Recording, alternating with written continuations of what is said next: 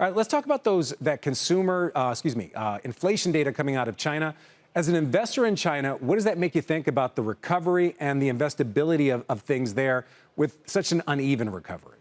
It's been challenging. I mean, we still have so much more to go in terms of rebuilding the trust of global investors, and we need a few sustained quarters of consistent growth, business-friendly economic policy and regulatory policy, and you're seeing it come in spits and spurts. And so the net result is that we're still not seeing that even recovery that we need before global investors can come back into the market in full. All right, I want to turn your attention to China's tech sector. I'm talking about names like Meituan, Alibaba. They're rising on some news overnight about last week's nearly $1 billion fine for the Ant Group, also possibly signaling an end to China's tech crackdown.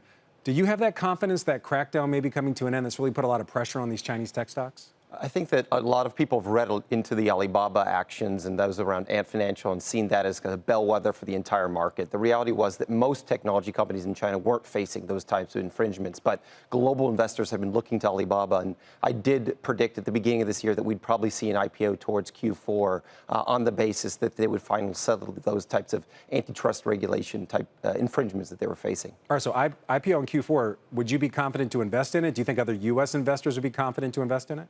Ant Financial and Alibaba as a whole are still in a very challenged position because they have such a monopoly, and we're going through a very much antitrust regulatory phase in China. So I'm still fairly bearish Alibaba Group net whole. So that's a no.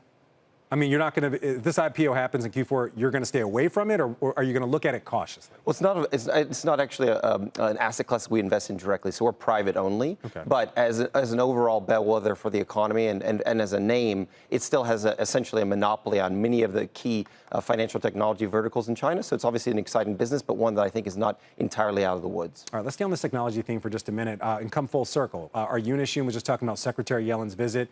Menu items aside, it was called, I'm going to use a quote here, productive. Originally, they were looking for some sincerity when this whole visit just started. And also, I want to focus on Secretary Yellen's comments that restrictions on tech exports to China were, quote, narrowly focused in her mind, or they will be narrowly focused. What do you make of the trip? What do you make of this designation that these restrictions are going to be narrowly focused when so many people seem to be concerned about the possible impact? The trip was generally positive, but fairly unremarkable in terms of its objective was simply to reopen dialogue with many of the key officials across the economy. In terms of this specific issue of national security, what I think she was saying without doing it so directly, and maybe it was off the record, was really foreshadowing the types of restrictions that are coming from the U.S. side on capital bans, and really trying to narrowly define those as ones that will have national security implications. But in my mind, those run contrary to what Jake Sullivan said earlier this year when he talked about extending American economic and technological advantage and ensuring that we ensure that for the coming decades. And so I don't think that it's purely about national security.